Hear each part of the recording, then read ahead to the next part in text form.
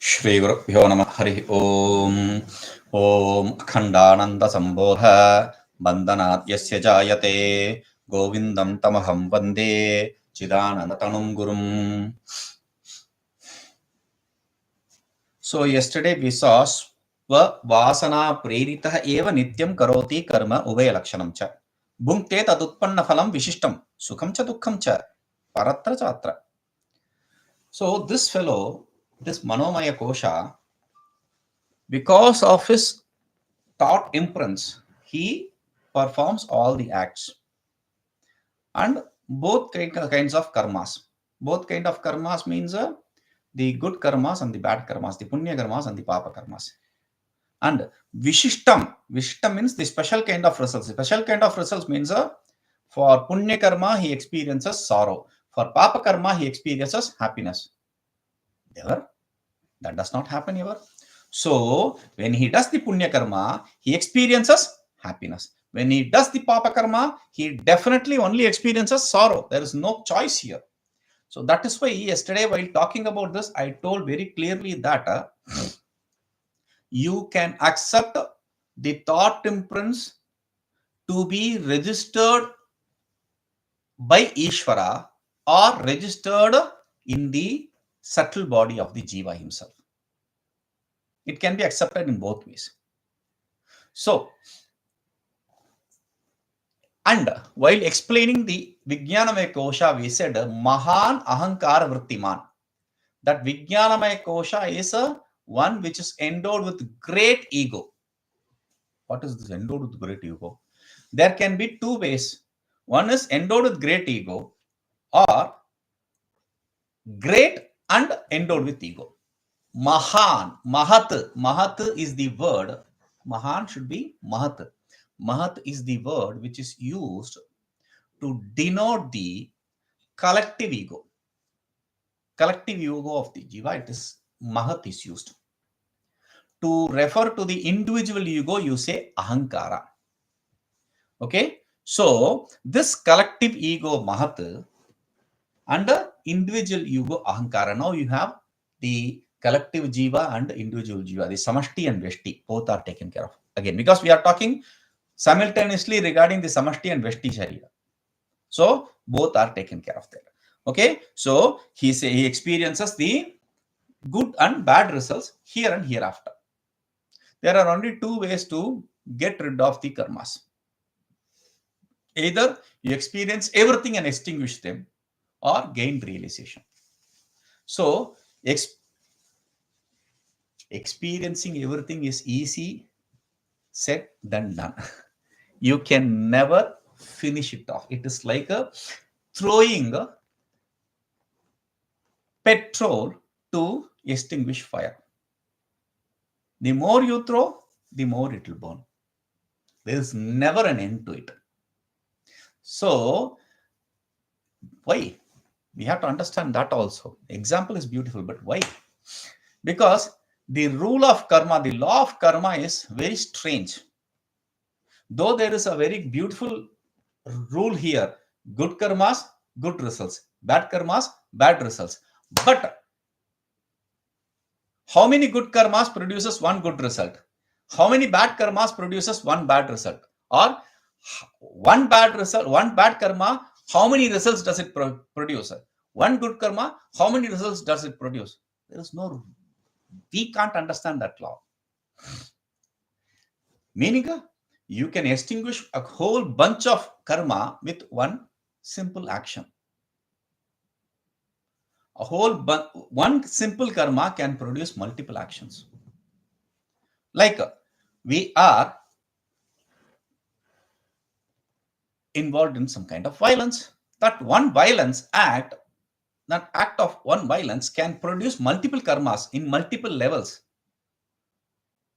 But when you do a simple karma of repentance, like taking bath in Ganges or something like that, that one karma can extinguish a load of bad karmas. So one karma can beget multiple karmas.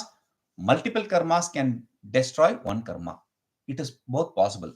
So he says the rule of law of karma is very clear. nānāyonisahasreṣu. Then he says, nānāyonisahasreṣu jāyamāno muhurmuhuḥ mriyamāணo bhramatyeṣa jīvaḥ saṃsāramaṇḍale. nānāyonisahasreṣu jāyamānah muhurmuhuḥ mriyamāṇah bhramatyeṣa jīvaḥ saṃsāramaṇḍale. Beautiful. Yesha jīvaḥ, this jiva. Muhurmuhuḥ, again and again. nānāyonisahasreṣu, in multiple thousands of yoni births. jāyamānah mriyamāṇah, he takes birth and he dies. This is exactly what Yama told Nachiketa in Kathopanishad. jāyamāno mriyamāṇo va karāchita. And he also says there, mrityosa mrityumāpnoti yah iha nāneva pashyati. Mrityosa mrityumāpnoti, he travels from death to death. Who? A person who sees iota of duality. Nana iva, not nana. He does not see duality. He sees even iota of duality, a semblance of duality. Over. He gains death. He roams around in the samsara. So, and Bhagavan Bhashyakar also says in Bhajya Govindam, punarapi jananam, punarapi maranam, punarapi janani jatare shayanam. You are going back again and again and again and again. So he says, jāyamānah mriyamāṇah, where he is born and where he dies. Saṃsāramaṇḍale bhramati, he roams around in the samsara mandala, in this samsara. Okay, now this brings an end to vijñānamaya kośa, discussion of vijñānamaya. Now we enter into the manomaya kośa. Even while discussing the vijñānamaya kośa, we explain what manomaya is. Sense organs of knowledge plus intellect, vijñānamaya kośa. Sense organs of knowledge plus mind, manomaya kośa. Basically, buddhi and mind, intellect and mind, both are antakarana. But we differentiated the activity. When it is a decisive or determined, then it is called as buddhi. When it is doubtful or choice, then it is called as mind. So he says, manomayaḥ kośah bhavejjñānendriyaiḥ saha prācuryaṃ manaso yatra dṛśyate'sau manomayaḥ manah manomaya kośah bhavet jnānendriyaiḥ saha prācuryaṃ manasah yatra dṛśyate'sau manomayaḥ jnānendriyaiḥ saha manah manomaya kośah bhavet. Sense organs of knowledge along with mind equals manomaya kośa. Simple. Now, yatra manasah, why you call it manomaya kośa? Because yatra manasah prācuryaṃ dṛśyate, where the mind, the predominance of mind, the abundance of mind, the mental activity is seen, that is what is called as manomaya kośa. Where there is abundance of mental activity, that is called as manomaya kośa. Mental activity means thinking, doubtful, all that. Okay, now we'll see what the mental activities are in the next sloka. So, dṛśyate'sau manomayaḥ, that is what is called as manomaya kośa. What is this mental activity you are talking about?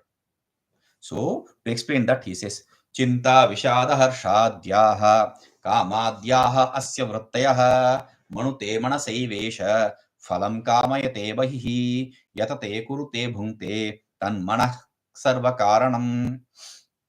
cintāviṣādaharṣādyāḥ kāmādyāḥ asya vṛttayaḥ manute manasaivaiṣa phalaṃ kāmayate bahiḥ yatate kurute bhuṅkte tanmanaḥ sarvakāraṇam.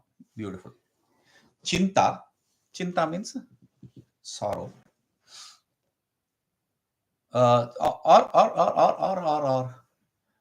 Deep thinking. Cinta means deep thinking. Vishada means grief, sorrow. Harṣādyāḥ, harsha means happiness. Adya, etc. Harsha, etc. Happiness, etc. Again, kama, etc. Desire, etc.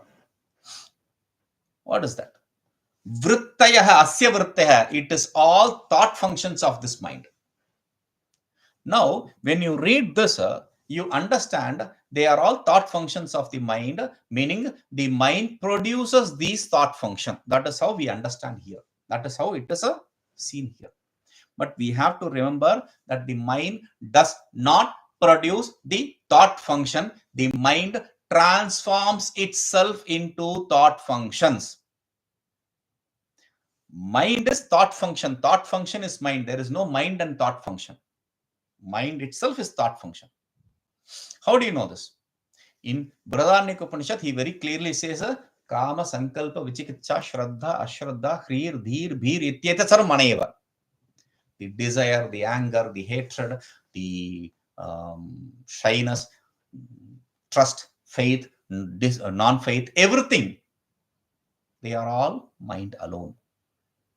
All these thought functions are mind itself.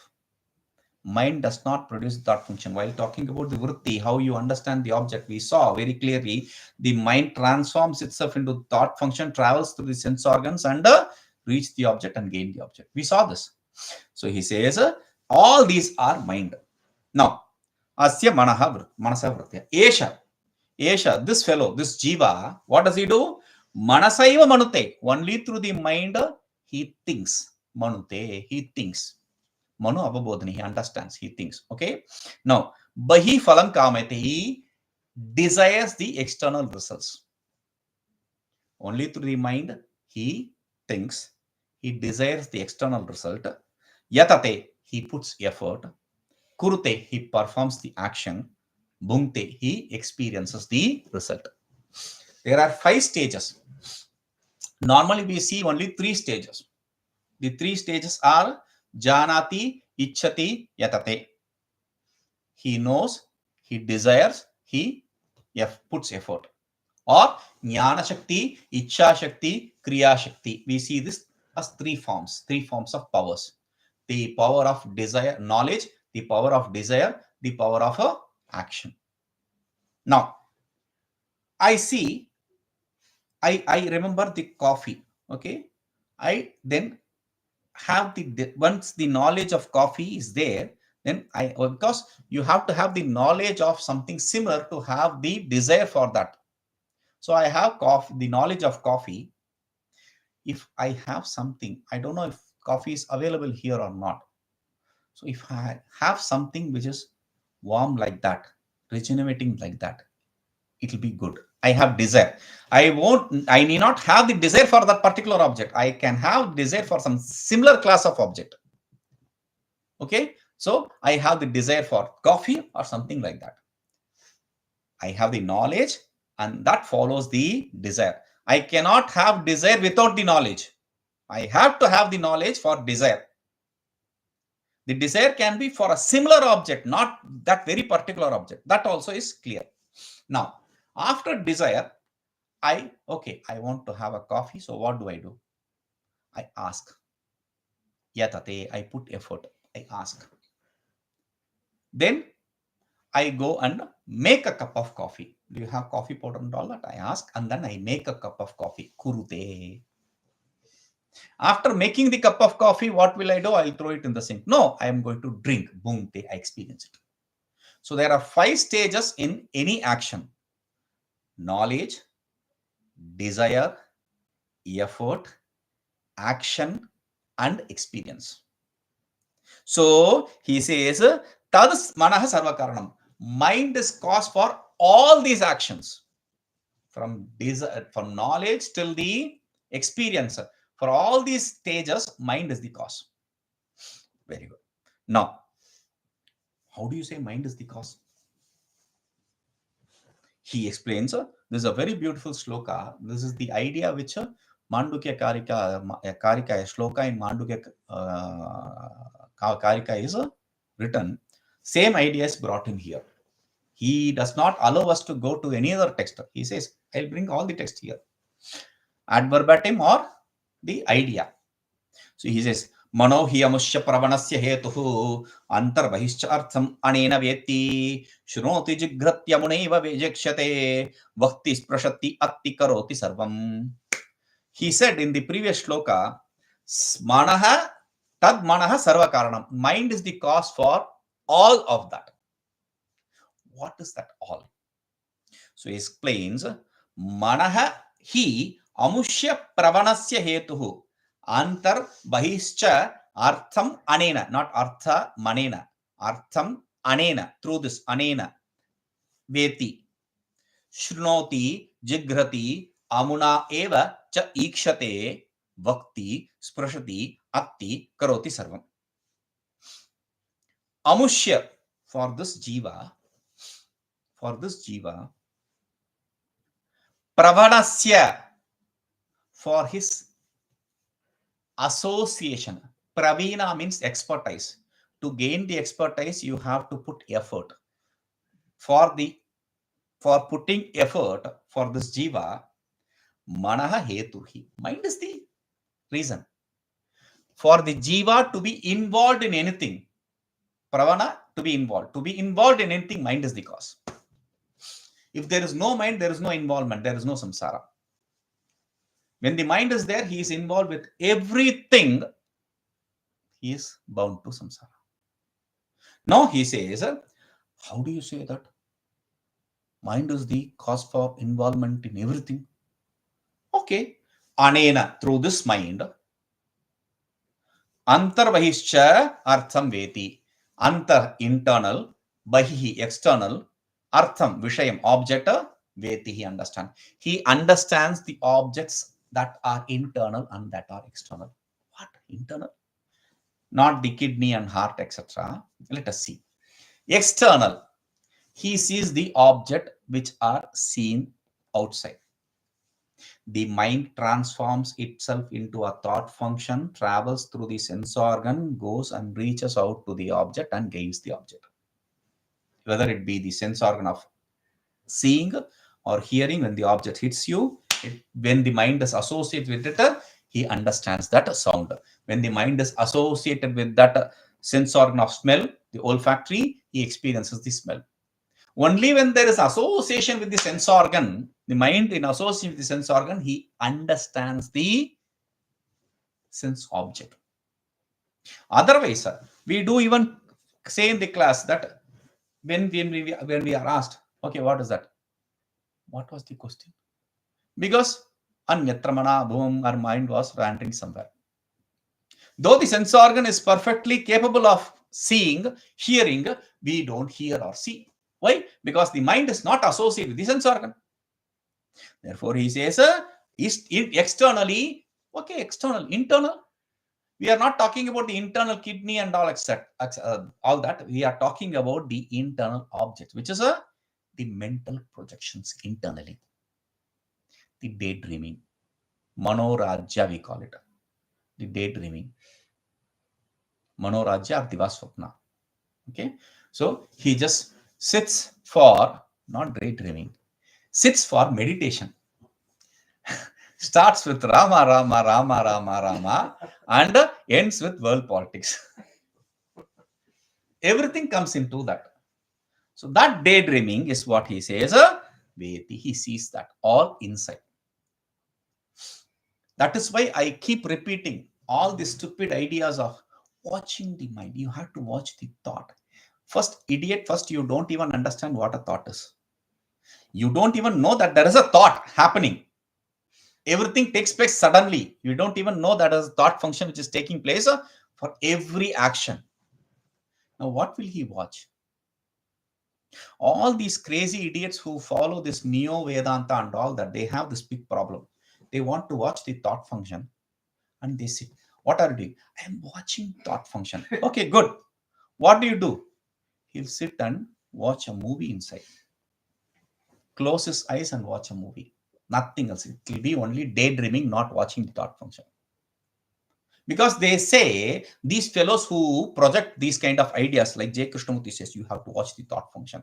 When he says that, you go and sit and inside you, what are you going to watch? Because he says very clearly, you have to watch, not act. You have to be a witness to the witness. Now, you are going to be just a witness there. Meaning you are just going to watch a movie there inside. Which is what we are doing every day. There's nothing new here. So he says, Artham anena eva veti. Through this mind, he sees the external and internal objects. things. Now means external internal object he knows means amuna eva, through this mind itself. Shrunoti, he hears. Externally, internally. Externally, when you say something, I hear. I say something, you sometimes hear. Internally, some people start listening to things, hearing things when there is no one talking. So, Shrunoti, Jigrati, he smells. I smell something very fragrant. What is that? There is nothing here, but somebody smells something. Now, internally, I'm talking about. Externally, you see. So, ikshate, he sees internally, externally. Bhakti, he speaks internally, externally. He speaks externally to another person. He speaks internally by chanting mantra, etc. You speak. You pronounce the words. So, then sprashati, he touches internally, externally. Experiences the sense of touch internally. That is the beauty. The mind projects such a beautiful thing internally. You experience the sense of touch. How can you experience actually? That is what establishes the external touch. It's also a mental projection. So we can't understand the internal touch. So how can you understand external touch? Atti means eats. He eats internally. Meaning experiencing the sense objects itself is eating. And sometimes in the dream state, etc., you start eating whatever the dream objects, the dream food, and you are satisfied with that. Then sarvam karoti, I am just listing out something. He does everything inside and outside through the mind alone. Okay, now bandhascha mokshascha manasaiva pumsam martho'pyanartho'pyamunaiva siddhyati shuddhena moksho malinena bandha vivekato'rtho'pyavivekato'nyaḥ. Beautiful shloka. This is a very important shloka. This same idea is said in Mandukya Karika, where he says manaiva manushyanam karanam bandha mokshayoho. Mind is the cause for humans, for beings, for bondage and liberation. Okay, vishayasaktam bandha, vishaya vinirmuktam moksha. If it is associated with the objects, it is bondage. If it is not associated with the object, it is a liberation. That is what he says there. Now here, it's beautiful. Bandha moksha manasa eva pumsa artha api anartha api amuna eva siddhyati shuddhena moksha malinena bandha vivekato'rtho'pyamunaiva abhivekato'nyaḥ. Pumsam, for the beings, for all the beings, living beings. Manasa eva bandhascha mokshascha. Only through the mind, both bondage and liberation are. Normally, the syntactical connections they say manasaiva artha, they just connect it directly. Instead of that, what is that cause for bondage and moksha? We have to see that. He says, Shuddhena moksha malinena bandha. Mind is the cause for bondage and mind is the cause for liberation, he says. What kind of mind liberates us and what kind of mind binds us to the samsara? Shuddhena, through the pure mind, he gains liberation. Through the impure mind, he gains the bondage. What is pure mind and what is impure mind? How to gain the pure mind and how to gain the impure mind? The pure mind is a mind which is sattva guna predominant. Impure mind is a mind which is associated with rajoguna and tamoguna. Okay, what is pure mind and what is impure mind? That we understood. How to gain the pure mind and how to not get into the impure mind. How to gain the impure mind. So, how to gain the impure mind? How to gain the pure mind? By doing these sadhanas. When you do the spiritual practices, what happens? You gain the focus. You get relieved from the rajoguna and tamoguna. Your mind stays with the sattva-guna. That is the only way to gain the pure mind. Pure mind is gained through a lot of punya. Doing all the activities of punya karmas gives you pure mind. That is why punya is good. Punya is good. Though punya is also cause for bondage, punya is good. It's not just the papa which is cause for bondage. Punya also is cause for bondage. I explained this earlier in some other place, explaining how the punya of Karna was taken away by Krishna. Krishna comes to Karna while he is in deathbed, and Karna is in Mahabharata, character in Mahabharata. He has the character nature of giving anything. You ask him, he just gives it as to gift and donation. That is the nature of Karna. And in the deathbed, Krishna disguises himself as a Brahmin priest and comes to old Brahmin and comes to Karna and asks, please, you are in deathbed, don't say no to me. I've come. It's my situation. I need to ask. So Karna says, why do you disguise yourself like this? I see clearly who you are. You can come in whichever form. You can ask me whatever. I would have given. Why do you want to disguise yourself? Show me your true form. Krishna comes in his true form and says, okay, now ask me, what do you want? Give me all your punya. Oh, for this you did all this naughtiness. Okay, take it. Okay, I don't have water. Wait 1 second. He takes his blood, and because if you want to donate something, you have to pour water and give it to the other person saying, this doesn't belong to me, this is now yours. That is how people trusted. Now, even after writing a will and writing the documents, you don't trust others. So he gave all the punya through his blood. Why did Krishna take all the punya? Because he does not want Karna to suffer births. So, amunaiva, through this very mind, artha api anartha api. Artha means wealth, anartha means non-wealth. No. Here, artha means purusha artha. Dharma, artha, kama, moksha. And among this, moksha is parama purushartha. So, only through this mind, only through which mind? The pure mind, artha. And impure mind, anartha. What is pure mind and impure mind here? He explains vivekataha artha. How do we gain that purushartha? How do we gain that moksha? Vivekataha, through the viveka vairagya. You have to, that is implied here. By saying viveka, you also imply vairagya. Viveka and vairagya, you gain the artha, purushartha. And if you don't have the viveka and vairagya, avivekataha, if you don't have that viveka and vairagya, then anartha, anyopi, you enter the sorrow. You experience pain of samsara. So that is why the mind having association with the sense objects brings in the bondage. The mind not associated with the sense organs, sense objects becomes cause for liberation. See, in Kundalini Yoga, there is a yoga called Kundalini Yoga. They meditate. There is a snake which is coiled in the Mooladhara, in the base chakra. Okay, so from there, the tailbone, that root, there the snake is coiled. Slowly they meditate and bring it up to each of these chakra. Okay, so after the tailbone, the third chakra is your navel chakra. They give different names. Let us not enter into that. I'm not interested in explaining that. I'm interested in explaining something. I'm using this as a medium. So from there, if you put effort, you go to the heart chakra, you go to the throat chakra, you go to the eyebrow chakra.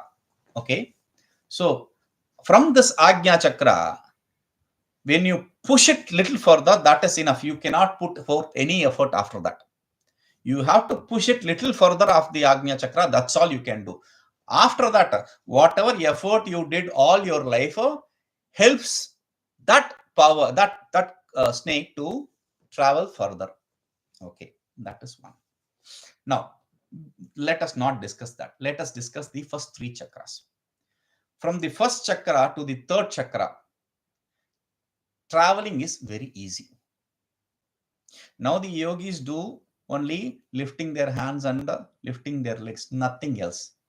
You don't even have to do any of these to bring your snake to the third chakra.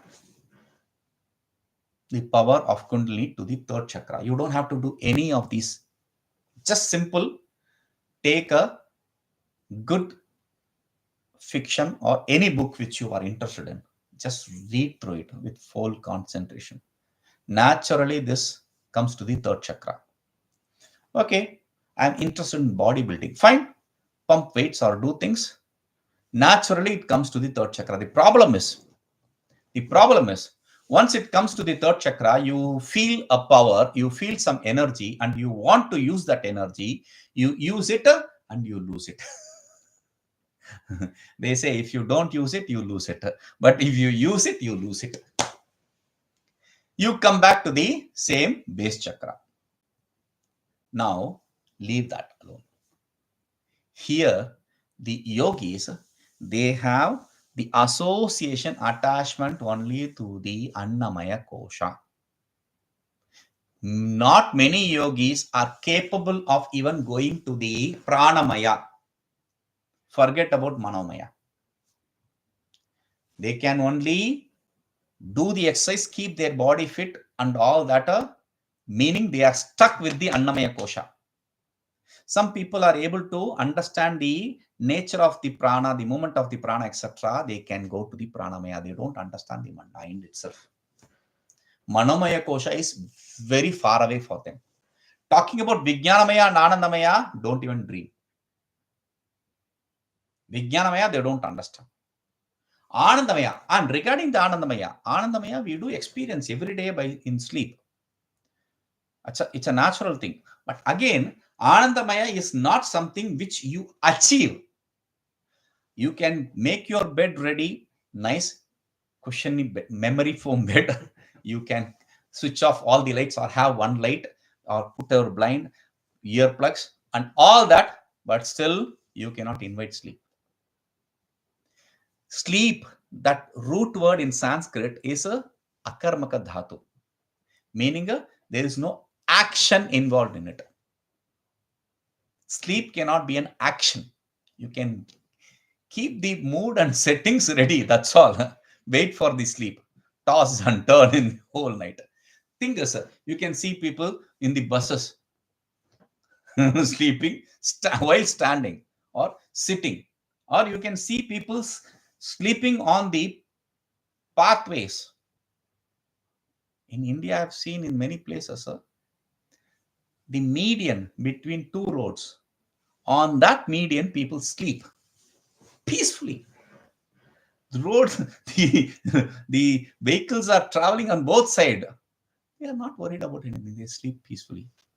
Anyway, the thing is, sir, Anandamaya Kosha, though we experience it, we don't gain it through our sadhana. We have not gained it through our sadhana because our sadhana goes till the manomaya kosha. That's all.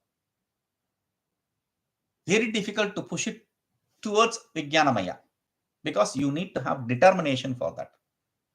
Vijnanamaya is determination. You don't have determination, we are not able to go through that. So he says, bandhaha vivekataha. The thing is, sir, mind associate with the sense organs gains the object. We saw that. See, our mind is roaming somewhere. We don't see things or hear things. That's a different thing.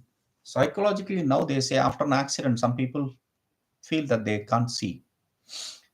What does that mean? Feel they can't see. What you understood is right. They have completely convinced themselves that they cannot see. Though their eyesight is perfect, there is no issue with their eyesight, they have disassociated their mind from their sense organ of seeing. Over. They cannot see. They have to be convinced. Nothing else. They need not have any treatment for their eyes. They have to be convinced that your mind is not in association with your eyes. Just bring that association. That's all. So he says, vivekataha bandhaha, through the discrimination, through the pure mind, you can have moksha. If you don't have discrimination, if you don't have pure mind, if you have impure mind, you are bound. That is what is the situation. We'll see this. Om Purnamadaః Purnamidam Purnāt Purnamudachyate Purnasya Purnamadaya Purnameva Vashishyate Om Shanti Shanti Shanti.